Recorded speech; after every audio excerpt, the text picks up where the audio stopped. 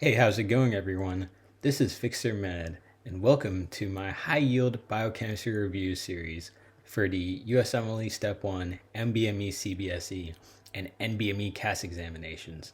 This will be part 3 of a multi-part video series covering the entire discipline of biochemistry in a high-yield fashion. So, without further ado, let's go ahead and get started. So for the start of this video, I'm going to do a light review from last video, which is part 2, since it was pretty dense in details. So I'm going to start off with a NBME application-based reasoning question. So we have a mid-30s female that is a type 1 diabetic who self-administers insulin. Which of the following best explains the reduction of serum glucose in this patient? This is typically a multiple choice question, but I've seen if you can free recall the actual concepts, it will help you retain it better. So give you guys a few seconds to think through this.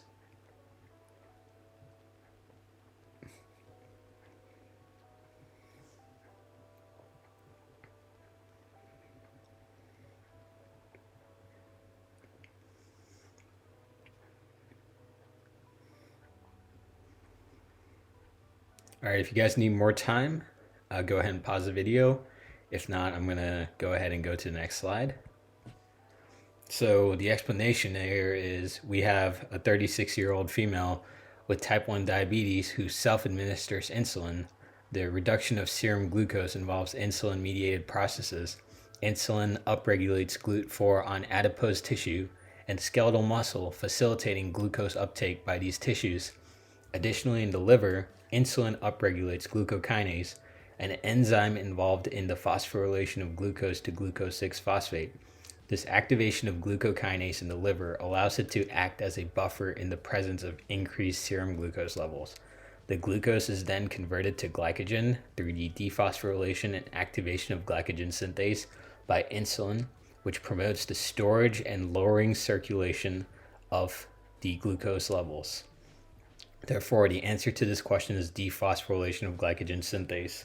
That is most likely to lead to the reduction of serum glucose in this patient. A typical wrong answer here would be GLUT4, but it's actually not GLUT4. It would be the dephosphorylation of glycogen synthase. So if you see that on a CBSE or CAS exam, choose dephosphorylation of glycogen synthase, because most of the time the question will try to trick you into choosing GLUT4 as the answer choice.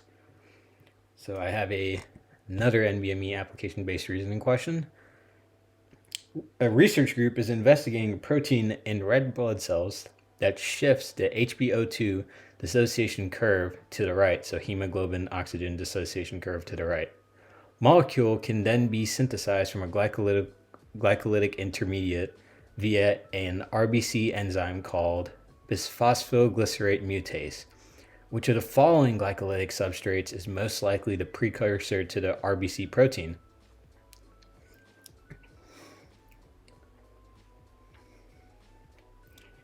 Give you guys a few minutes or a few seconds to think through this.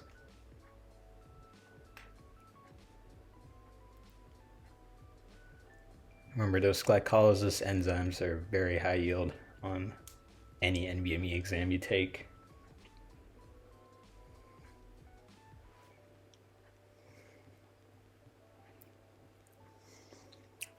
All right, I think I've given you guys enough time. I'm going to be moving on to the next slide.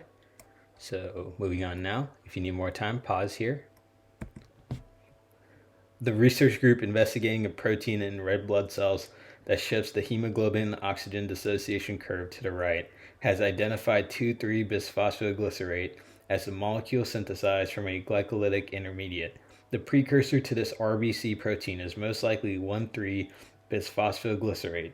Within the RBC, bisphosphoglycerate mutase facilitates the conversion of some 1,3-bisphosphoglycerate generated in glycolysis to 2,3-bisphosphoglycerate. This conversion plays a crucial role in regulating oxygen affinity of hemoglobin, promoting the release of oxygen to tissues in a controlled manner. Therefore, the answer to the previous question, which of the following glycolytic substrates is most likely the precursor to the RBC protein, would be 1,3-bisphosphoglycerate. or 1,3 BPG. All right, let's move on to our content we're going to cover in this video. Gluconeogenesis. All right, gluconeogenesis is the process by which the body synthesizes glucose from non-carbohydrate precursors such as amino acids and glycerol, primarily occurring in the liver and to a lesser extent in the kidneys. This pathway enables the generation of glucose when blood glucose levels are low, serving as a vital mechanism to maintain energy balance. Gluconeogenesis involves a series of enzymatic reactions that convert these non-carbohydrate substrates into glucose, providing a crucial source of energy, especially during fasting or periods of low carbohydrate intake. And I will go through the steps one by one here with you guys. Hopefully this helps you retain this for the test. So in step 1, you have pyruvate carboxylase as the enzyme acting on pyruvate to transform it into oxaloacetate. So pyruvate derived from glycolysis or other sources is carboxylated by pyruvate carboxylase to form oxaloacetate. That's step 1. In step 2, you have oxaloacetate becoming converted into phosphoenol pyruvate by PepCK, also known as phosphoenol pyruvate carboxykinase. This is a crucial step that bypasses the irreversible pyruvate kinase reaction of glycolysis. And then the next step, you have the phosphoenol pyruvate transformed into fructose 1,6 bisphosphate by removing the phosphate group. That's the next step. And then aldolase is involved in the next step, with fructose 1,6 bisphosphate being cleaved into dihydroxyacetone phosphate, known as DHAP, and glyceraldehyde 3-phosphate, known as G3P. Then G3P is isomerized to DHAP, which is an intermediate in glycolysis, by triose phosphate isomerase. And then glycerol derived from the triglycerides can be converted to glycerol 3-phosphate, which is then oxidized to DHAP. This step is mainly driven by glycerol 3-phosphate dehydrogenase. Then you have the conversion of DHAP back into G3P. That's the next step. And penultimate step would be the conversion of G3P to glucose through gluconeogenic conversion. G3P is converted to glucose via several steps, including the bypass of the irreversible hexokinase and phosphofructokinase reactions of glycolysis. And then the final step involves the removal of the phosphate group from glucose 6-phosphate, generating free glucose that can be released into the bloodstream. I hope that those details helped you memorize this chart in some meaningful way. It helped me when I was a student, so I hope it also helps you. And as always, memorize this pathway, use Anki, print the slide out, do whatever to memorize this pathway. Extremely high yield. And this time I didn't hide all the steps because I got feedback and some people don't like it when I hide the steps. But if you want, you can just occlude it yourself in Anki using the image occlusion enhanced add-on. It's a very simple process. If you need help with that, I have a video up on the channel regarding that as well. So for memorization of these pathways, I'd strongly recommend using Anki in the cram mode for it. Anyways, let's go ahead and get to some NBME sample questions. So we have a 45-year-old male with a history of alcoholism presents to the emergency room with confusion and hypoglycemia. Laboratory tests reveal elevated levels of lactate and pyruvate. Further investigation shows impaired liver function. Which enzyme deficiency in gluconeogenesis is most likely responsible for the observed hypoglycemia in this patient? And this time, I give you guys multiple answer choices. Give you guys a few more seconds. If you need more time, pause the video, think through it, etc. I shall be moving on now. So in this scenario described, the patient with a history of alcoholism presents with confusion, hypoglycemia, elevated lactate and pyruvate levels, and impaired liver function. This clinical presentation is indicative of an alcohol-induced metabolic disturbance known as alcoholic ketoacidosis, or aka very high yield. In alcoholic ketoacidosis, excessive alcohol consumption leads to an increased NADH-NAD+ ratio, inhibiting gluconeogenesis and promoting the production of lactate and pyruvate. The impaired liver function further contributes to the inability to maintain normal glucose levels. Therefore, the enzyme deficiency most likely responsible for the observed hypoglycemia in this patient is D, glucose-6-phosphatase. Continuing on, glucose-6-phosphatase is primarily responsible for the final step in gluconeogenesis, converting glucose-6-phosphate to free glucose, which can then be released into the bloodstream. In the absence of functional glucose-6-phosphatase, the liver cannot release glucose, leading to hypoglycemia. This deficiency is associated with glycogen storage diseases, and individuals with alcoholism may have impaired gluconeogenesis due to the inhibitory effects of alcohol on this pathway. Now we're going to go point by point and break down why the other choices are wrong. Pyruvate carboxylase. This enzyme is involved in converting pyruvate to oxaloacetate, a step preceding gluconeogenesis, and its deficiency would not lead to impaired glucose release. PepsiK, also known as phosphoenol pyruvate carboxykinase. PepsiK catalyzes the conversion of oxaloacetate to phosphoenol pyruvate, a crucial step in gluconeogenesis, and its deficiency would not cause impaired glucose release. Fructose 1,6-bisphosphatase. This enzyme is involved in gluconeogenesis by converting fructose 1,6-bisphosphate to fructose 6-phosphate, and its deficiency would not result in impaired glucose release. Aldolase. Aldolase is part of glycolysis and gluconeogenesis, but its deficiency is not specifically associated with impaired glucose release from the liver. So none of these actually impair glucose release, and reasoning behind why they don't. Moving on, another NBME sample question. We have a 28-year-old man with a history of poorly controlled type 2 diabetes, presents with elevated blood glucose levels and excessive thirst. Despite insulin therapy, his glycemic control remains suboptimal. Further investigation reveals a defect in the conversion of pyruvate to oxaloacetate. Which enzyme deficiency in gluconeogenesis is contributing to the inadequate glycemic control in this patient?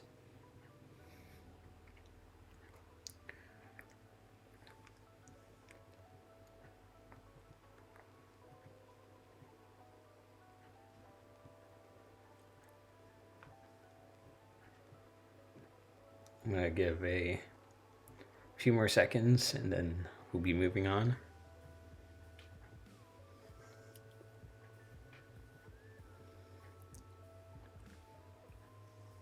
All right, I think you guys have had enough time. I think we should move on. So fructose 1,6-bisphosphatase is a key enzyme in gluconeogenesis, catalyzing the conversion of fructose 1,6-bisphosphate to fructose 6-phosphate. Its deficiency leads to an inability to bypass the irreversible step of glycolysis, causing a block in gluconeogenesis and the accumulation of fructose 1,6-bisphosphate. This accumulation inhibits glucose production and results in elevated blood glucose levels, ketone formation, and metabolic acidosis, characteristic of a gluconeogenesis defect. Therefore, the answer to this question is C, fructose 1,6-bisphosphatase. And going on to explain why the other choices are wrong. Pyruvate carboxylase. This enzyme is involved in converting pyruvate to oxaloacetate, a precursor for gluconeogenesis, but its deficiency would not lead to the observed accumulation of fructose 1,6-bisphosphate and the associated metabolic abnormalities. Aldolase. Aldolase is involved in both glycolysis and gluconeogenesis, but its deficiency is not specifically associated with the observed accumulation of fructose 1,6-bisphosphate and the metabolic abnormalities described. Glucose-6-phosphatase. Glucose-6-phosphatase is responsible for the final step of gluconeogenesis, converting glucose-6-phosphate to free glucose, and its deficiency is associated with impaired glucose release, but not with the accumulation of fructose 1,6-bisphosphate. triose-phosphate isomerase. This enzyme is involved in the interconversion of dihydroxyacetone phosphate and glyceraldehyde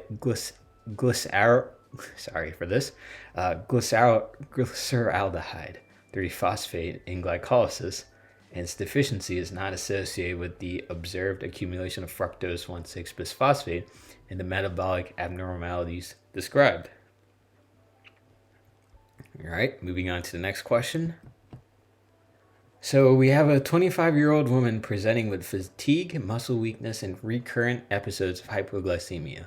Laboratory findings show elevated levels of lactate and pyruvate and a liver biopsy revealing excessive glycogen accumulation. Genetic testing confirms a deficiency in the gluconeogenic enzyme. Which enzyme is most likely deficient in this patient? I'll give you guys a few seconds to think this through.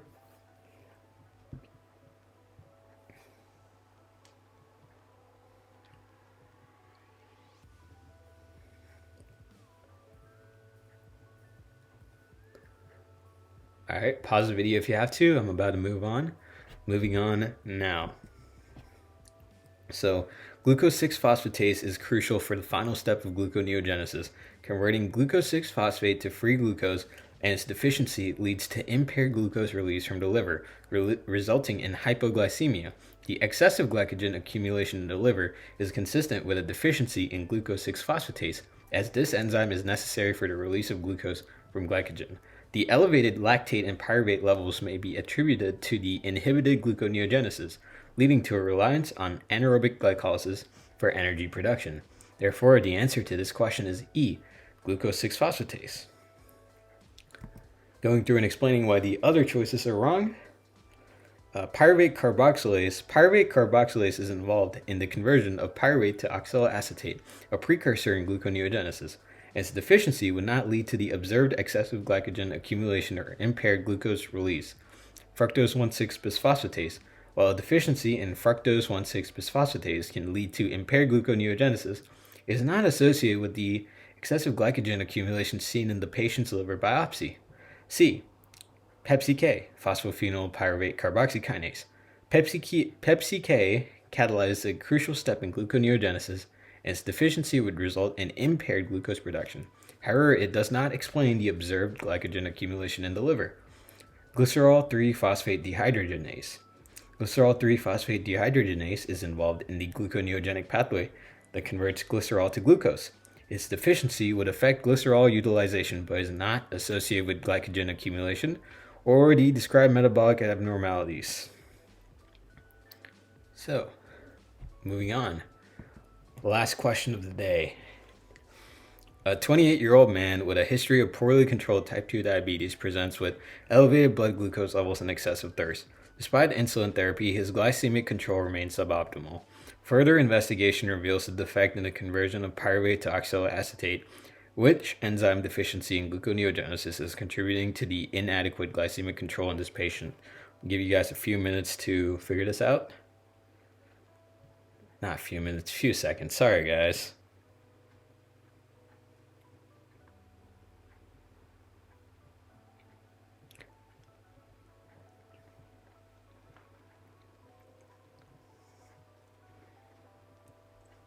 All right, I think enough time has passed. Let's move on to the next slide. If you need to pause, pause now.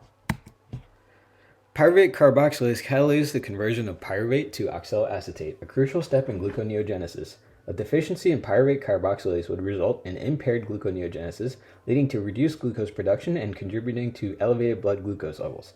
Inadequate glycemic control despite insulin therapy suggests a defect in the endogenous glucose production pathway, which involves gluconeogenesis. Therefore, the answer to this question is A, pyruvate carboxylase. Explaining why the other answer choices are wrong. Let's move on to that.